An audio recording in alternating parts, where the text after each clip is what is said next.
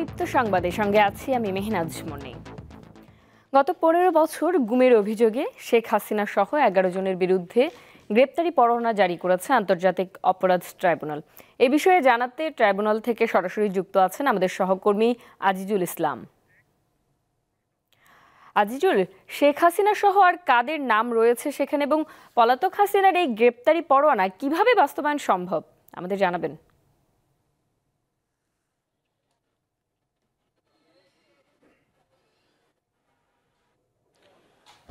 মুন্নি, আপনি আপনাকে যেটি জানাতে চাই যে কিছুক্ষণ আগেই কিন্তু ট্রাইব্যুনাল এই গ্রেপ্তারি পরোয়ানা জারি করেছে এবং আমরা শুধুমাত্র 4 জনের নাম জানতে পেরেছি।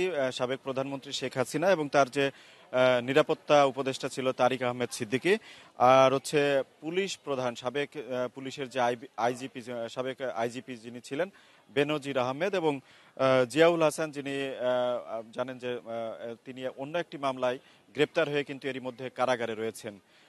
তো এই 4 জনের বাইরে কিন্তু আর কারো নাম আমাদেরকে জানানো হয়নি। প্রসিকিউশনের পক্ষ থেকে যেটি বলা হচ্ছে যে অনেকে এর মধ্যে কিন্তু যারা রয়েছেন এই 12 জনের মধ্যে তারা কিন্তু সামরিক বাহিনী বা বিভিন্ন সংস্থায়, যেমন র্যাব বলেন বা পুলিশ, এরকম বাহিনীতে কর্মরত রয়েছে। সেই কারণে কিন্তু তাদের নাম উল্লেখ করা হয়নি। এই তারা যাতে পালিয়ে না যেতে পারে সেই কারণেই তারা এই নামগুলো কিন্তু আমাদেরকে জানাননি। আর তারা যেমনটি বলছেন যে এই যে 15 বছর বা 16 বছর ধরে যে বাহিনীগুলো কিন্তু সরাসরিভাবে জড়িত ছিল এই অপরাধ, গুম করে তাদেরকে হত্যা বা এমন ঘটনা ঘটেছে যে তাদের পরিবারগুলো কিন্তু লাশও পায়নি। সেই কারণে এই যে মর্মান্তিক যে ঘটনাগুলো ঘটিয়েছে এর জন্য কিন্তু বাহিনীগুলোর দায় রয়েছে। সেই কারণে এই বাহিনীর যারা সদস্য রয়েছে তাদের বিচারের মাধ্যমে বাহিনীগুলো শুদ্ধ হবে, এমনটি আশা করছেন প্রসিকিউশনের পক্ষ থেকে। তারা বলছেন যে এই বিচারটি আসলে এমনভাবে করতে হবে যাতে বাহিনীগুলোর প্রতি মানুষের যে আস্থা ফিরে আসে, সেই বিষয়গুলো যাতে জোরদার করা হয়। আর আপনি যেমনটি জানতে চেয়েছিলেন যে সাবেক প্রধানমন্ত্রীর গ্রেপ্তারি পরোয়ানা আসলে কিভাবে কার্যকর করা হবে, আপনি জানেন যে এর আগেও কিন্তু এই জুলাই আগস্ট যে গণহত্যা, এই ঘটনায় কিন্তু শেখ হাসিনার বিরুদ্ধে গ্রেপ্তারি পরোয়ানা জারি করা হয়েছিল এবং সেটি বাস্তবায়নের জন্য কিন্তু প্রসিকিউশনের পক্ষ থেকে এবং ইন্টারপোলের সহযোগিতা চাওয়া হয়েছে। এবং আপনি জানেন যে পররাষ্ট্র মন্ত্রণালয় থেকে সরকার টু সরকার যে বহির্সমর্পণ যে চুক্তি, সেই চুক্তির আলোকে কিন্তু আনার চেষ্টা করছেন। তো এটির ক্ষেত্রেও কিন্তু ওই একই প্রক্রিয়ায় হয়তো সহায়তা চাওয়া হবে, সেটি হচ্ছে ইন্টারপোলের মাধ্যমে হয়তো সেটি বাস্তবায়নের চেষ্টা করা হবে। আর আপনাকে আরেকটা বিষয় জানাতে চাই যে এই যে গ্রেপ্তারি পরোয়ানাটি আজকে জারি করা হলো, এই গ্রেপ্তারি পরোয়ানাটি বাস্তবায়ন করার জন্য আগামী 12 ফেব্রুয়ারি পর্যন্ত তদন্ত সংস্থাকে সময় দেওয়া হয়েছে। আদালতের আদেশে বলা হয়েছে যে এই সময়ের মধ্যে যদি কোনো আসামিকে গ্রেপ্তার করা যায় তাহলে সেক্ষেত্রে তাদেরকে ট্রাইব্যুনালে হাজির করতে হবে। আর যদি তা কাউকে হাজির না করা যায় তাহলে তদন্তের অগ্রগতি কি হয়েছে সেই বিষয়টি কিন্তু আগামী 12 ফেব্রুয়ারির মধ্যে বা 12 ফেব্রুয়ারি প্রতিবেদন দিয়ে জানাতে বলা হয়েছে। তো এই ছিল আমার কাছে সর্বশেষ সংবাদ। আর আরেকটা বিষয় মনে আপনাকে জানাতে ভুলে গিয়েছিলাম, সেটি হলো এই মামলাটিকে কেন্দ্র করে আপনার যারা ভিকটিম পরিবার রয়েছে তারা কিন্তু অসংখ্য, আমি দেখেছি যে প্রায় 50 জনের মতো কিন্তু যারা ভিকটিম পরিবার রয়েছেন তাদের সদস্যরা কিন্তু এই ট্রাইব্যুনালে এসেছেন এবং তারা কিন্তু আমাদের সাথে কথাও বলেছেন। তারা কিন্তু একটি বিষয় বলছেন যে তাদের যে পরিবারের সদস্যদের দীর্ঘদিন ছাড়া থাকতে হয়েছে বা অনেককে তারা হারিয়ে ফেলেছেন এরই মধ্যে, এরপরও কিন্তু তারা এই বিচারটি যাতে সুষ্ঠুভাবে হয় এবং এই বিচারটি যাতে তারা পান এমনটি কিন্তু তারা প্রত্যাশা করেছেন। তো এই ছিল আমার কাছে সর্বশেষ সংবাদ। মুন্নি। জি, আজিজুল ইসলাম, আপনাকে ধন্যবাদ। আন্তর্জাতিক অপরাধ ট্রাইব্যুনাল থেকে যুক্ত ছিলেন আমাদের সহকর্মী আজিজুল ইসলাম। উন্নত চিকিৎসার জন্য বিএনপি চেয়ারপারসন খালেদা জিয়া আগামীকাল লন্ডন যাচ্ছেন। বিএনপি নেতারা জানান সবকিছু ঠিক থাকলে মঙ্গলবার রাত 10টায় কাতারের আমিরের পাঠানো বিশেষ এয়ার অ্যাম্বুলেন্সে করে তিনি ঢাকা ছাড়বেন। যুক্তরাজ্যে পৌঁছানোর পর সরাসরি তাকে লন্ডন ক্লিনিকে ভর্তি করা হবে। সেখানে কিছুদিন চিকিৎসার পর যুক্তরাষ্ট্রের মেরিল্যান্ডে জনস হপকিন্স বিশ্ববিদ্যালয় হসপিটালে খালেদা জিয়ার চিকিৎসা নেয়ার কথা রয়েছে। খালেদা জিয়া সুস্থ হয়ে দেশে ফিরে গণতন্ত্রের সংগ্রামে নেতৃত্ব দিবেন, এমনটি প্রত্যাশা বিএনপির নেতাদের। 3 বারের সাবেক প্রধানমন্ত্রী খালেদা জিয়া দীর্ঘদিন থেকেই liver cirrhosis, kidney, heart, diabetes ও আর্থ্রাইটিস সহ নানা শারীরিক অসুস্থতায় ভুগছেন।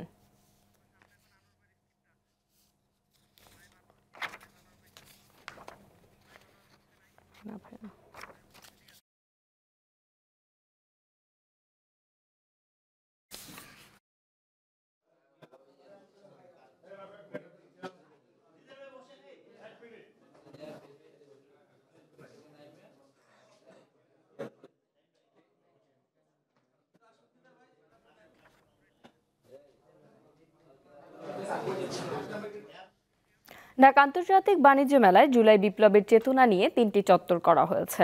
আন্দোলনের নির্মমতার ইতিহাস এতে ঠাঁই পাওয়ায় খুশি দর্শনার্থীরা। রূপকথা কিংবা কল্পকথা নয়, এই গল্প বাস্তবের। দেশের ইতিহাস নতুন করে লিখতে গিয়ে শত নির্মমতার চিত্রের সাথে পরিচিত হচ্ছে বাবা মায়ের সাথে আসা শিশুরা। স্বাধীনতা দ্বিতীয় দিবসটা অনেক অনেক ভালো লেগেছে। আসলে এই গণঅভ্যুত্থানটা ওরা জানে, কিন্তু আরো ভালো করে জানানোর জন্য, ভালো করে পরিচয় করে দেওয়ার জন্য এখানে নিয়ে আসা। বিভিন্ন জুলাই গণঅভ্যুত্থানের ছবি দেখলাম। এই গৌরবের ইতিহাসগুলো মনে করিয়ে দিলে অবশ্যই উৎসব এবং প্রেরণা মানুষ পাবে। তখন উত্তাল সময়। প্রতিদিন গণমাধ্যম জুড়ে জুলাই বিপ্লবে ছাত্র জনতার রাজপথ আঁকড়ে থাকার লড়াই। 5 আগস্ট বিজয় অর্জন। এই ঘটনার 5 মাস পেরোলেও এখনো মানুষকে নাড়া দেয়। প্রতিটা জায়গায় 6, 12, 15 এভাবে প্রতিটা দিনের এখানে ওইভাবে করে তুলে ধরছে। এক সময় 24 সালে আসছি, 23 সালে আসছি, 22 সালে আসছি, প্রথমে তখন আসছি, তখনকার যে অনুভূতি আর আজকের 24 25 যে অনুভূতি, এটা একটা আলাদা অনুভূতি। 36 বাংলাদেশের একটা ইতিহাস। 36 আমাদের যে ভবিষ্যৎ প্রজন্ম থেকে প্রজন্ম, এই 36টা আমাদের স্বর্ণাক্ষরে বাংলাদেশে লেখা থাকবে। জুলাই বিপ্লবের চেতনাকে সামনে রেখে মেলার আঙিনায় জুলাই চত্বর, 36 জুলাই চত্বর ও তারুণ্যের চত্বর নামে রয়েছে 3টি আলাদা চত্বর। আত্মত্যাগের সেই স্মৃতিগাথা, পরম শ্রদ্ধা ও গৌরবের সাথে মেলায় ঠাঁই পাওয়ায় খুশি দর্শনার্থীরা। আমরা রিয়েলি হ্যাপি যে সবার অবদানগুলোই পুরো বাণিজ্য মেলায় দেখা যাচ্ছে। এইভাবেই আমাদের দেশকে ভালোবেসে স্বৈরাচার মুক্ত করতে চাই। যুদ্ধে যারা অংশগ্রহণ করছে, যারা শহীদ হয়েছে, তাদের সবার নাম আছে, স্মৃতিস্বরূপ হিসেবে সবার ছবি দেওয়া আছে, কে কি করছে সব উঠে আসতেছে। যে স্বাধীন যে স্বচ্ছতা এখন আমরা চারিদিকে দেখতে পাচ্ছি, এটা যেন সব সময়ই থাকে। গণ অভ্যুত্থানের সেই দিনলিপিকে ছবি, গ্রাফিক্স, ব্যানার, ফেস্টুন, আলোকচিত্র কিংবা সংবাদপত্রের প্রতিবেদন দিয়ে সাজানো হয়েছে। জুলাই গল্প শিরোনামে করা হয়েছে একটি কর্নারও। জুলাই আগস্টের আত্মত্যাগের চেতনায় একটি সমৃদ্ধ, সুন্দর ও দুর্নীতিমুক্ত দেশ গড়ে উঠুক, শান্তি ছুঁয়ে যাক সবাইকে, এমন প্রত্যাশা মেলার দর্শনার্থীদের। স্বস্তিকা সিংহ, দীপ্ত সংবাদ, ঢাকা। অপহরণের প্রায় 50 ঘন্টা পরে উদ্ধার করা হয়েছে পটুয়াখালীর বাউফলের ব্যবসায়ী শিবানন্দ রায় বণিক ওরফে শিবু বণিককে। উদ্ধারের পর প্রাথমিক স্বাস্থ্য পরীক্ষা শেষে তাকে পরিবারের কাছে হস্তান্তর করা হয়। গত রাত 12টার দিকে উপজেলার কচুয়া গ্রাম থেকে তাকে উদ্ধার করে আইনশৃঙ্খলার বাহিনীর সদস্যরা। এর আগে শুক্রবার রাত 10:15টার দিকে কালাইয়া বন্দরের মার্চেন্ট পট্টি এলাকায় দোকানের 2 কর্মচারীকে বেঁধে রেখে 5 লক্ষাধিক টাকা লুট ও শিবু বণিককে অপহরণ করে নিয়ে যায় দুর্বৃত্তরা।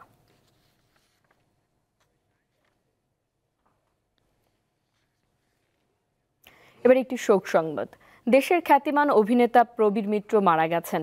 রোববার রাত 10টার দিকে রাজধানীর একটি বেসরকারি হাসপাতালে তার মৃত্যু হয়।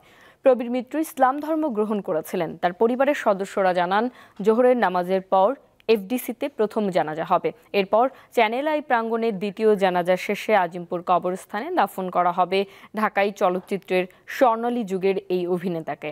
1969 সালে প্রয়াত এইচ আকবরের জলছবি চলচ্চিত্রে অভিনয়ের জন্য প্রথম ক্যামেরার সামনে দাঁড়ান প্রবীর মিত্র। যদিও চলচ্চিত্রটি মুক্তি পায় 1971 সালের 1 জানুয়ারি।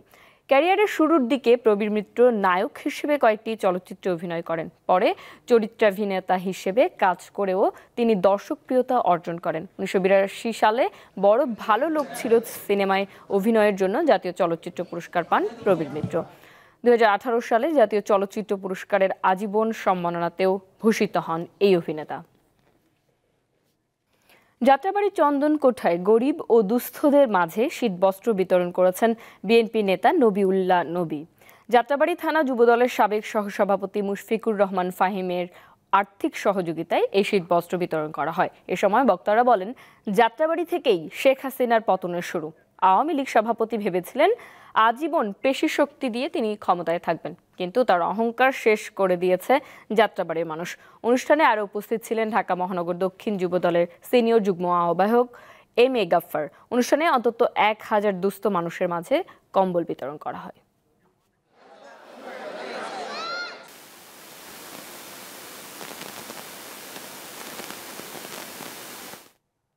এবারে আন্তর্জাতিক প্রসঙ্গ। যুদ্ধবিরতি নিয়ে আলোচনার মধ্যে ইসরায়েলি হামলায় গাজায় অন্তত ৮৮ ফিলিস্তিনি নিহত হয়েছেন। স্থানীয় সময় রোববার রাফা, নাবলুস ও দেইর আল বালা এলাকায় এই হামলা চালায় ইসরায়েলি বাহিনী। এমনকি নাবলুসে সব দোকানপাট বন্ধ করে দিয়ে সামরিক চেক পয়েন্ট বসিয়েছে তারা। ইসরায়েলের সামরিক বাহিনী জানিয়েছে গাজার উত্তরাঞ্চলে এক সংঘর্ষে প্যালেস্টাইনিয়ান ইসলামিক জিহাদের এক কমান্ডার মারা গেছেন। এদিকে জিম্মিদের ফিরিয়ে আনার বিষয়ে হামাসের সঙ্গে কাতারের দোহায় আলোচনা শুরু হয়েছে বলে জানিয়েছেন ইসরায়েলের প্রতিরক্ষা মন্ত্রী। সম্ভাব্য যুদ্ধবিরতি চুক্তি বিনিময়ে ৩৪ জিম্মিকে মুক্তি দিতে তালিকা অনুমোদন করেছে হামাস।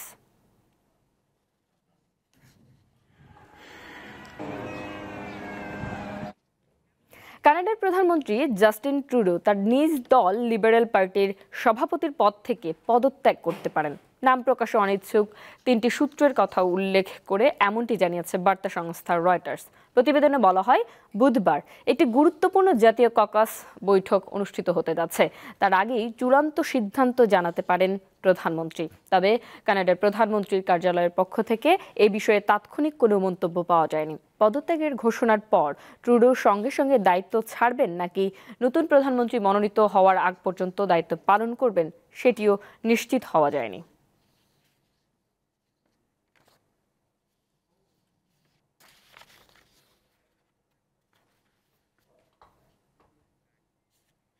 এবারে খেলার খবর।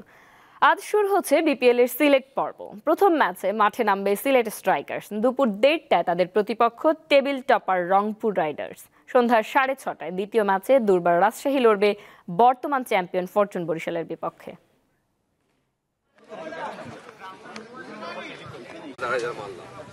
প্রথম পর্বে মাত্র এক ম্যাচ খেলেছে 2023-এর রানার্স আপ সিলেট স্ট্রাইকার্স। এবার ঘরের মাঠে টানা 5 ম্যাচ খেলবে তারা। প্রথম পর্ব শেষে দলটি আছে টেবিলের তলানিতে, তাই টেবিল টপারদের মুখোমুখি হওয়ার আগে একটু চাপে সিলেটিরা। তারপরও হোম গ্রাউন্ডে খেলা আর দর্শক সমর্থন তাদের বড় প্রেরণা।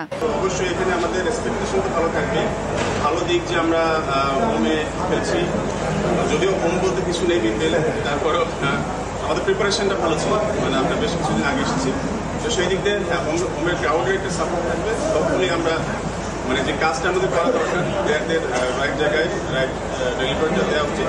তো ইনশাল্লাহ আমরা আশা করছি ইনশাল্লাহ আমরা এখান থেকে হয়তো উইনিং হয়ে যেতে পারবো। অন্যদিকে সিলেটের প্রতিপক্ষ রংপুর রাইডার্স এখন বেশ ফুরফুরে মেজাজে। টানা 3 ম্যাচ জয়ী দলটি এবার মূলত সাফল্য পাচ্ছে পেসারদের দাপটে। এই ধারা ধরে রাখতে চায় তারা। বর্তমান চ্যাম্পিয়ন ফরচুন বরিশাল আসর শুরু করে দারুণভাবে, তবে পরের ম্যাচে রংপুরের কাছে হোঁচট খায়। ভিন্ন ভেন্যুতে নতুন পরিবেশে এবার তাই নিজেদের ফিরে পেতে মরিয়া তামিম, মুশফিক, মাহমুদুল্লাহরা। দুর্বার রাজশাহীর খেলোয়াড়রা সবার শেষে পা রেখেছে সিলেটে। সেই হিসেবে অনুশীলনে নামার আগে আবহাওয়ার সঙ্গে মানিয়ে নেওয়ার বেশি সুযোগ পায়নি তারা। তবে যে বরিশালের বিপক্ষে আসরের প্রথম ম্যাচে প্রায় 200 ছোঁয়া স্কোর করেও হারতে হয়েছে, তাদের বিপক্ষে প্রতিশোধের একটি ভালো সুযোগ এনামুল বিজয়দের জন্য। তৌসিয়া ইসলাম, দীপ্ত স্পোর্টস। দর্শক, এই ছিল এখনকার মতো। আমাদের পরবর্তী সংবাদ বেলা 2টায় দেখার আমন্ত্রণ রইল। এছাড়া তথ্য ও বিনোদনের নানা খবর পেতে যুক্ত থাকুন দীপ্তর ডিজিটাল প্ল্যাটফর্মগুলোতে। সাথে থাকার জন্য ধন্যবাদ।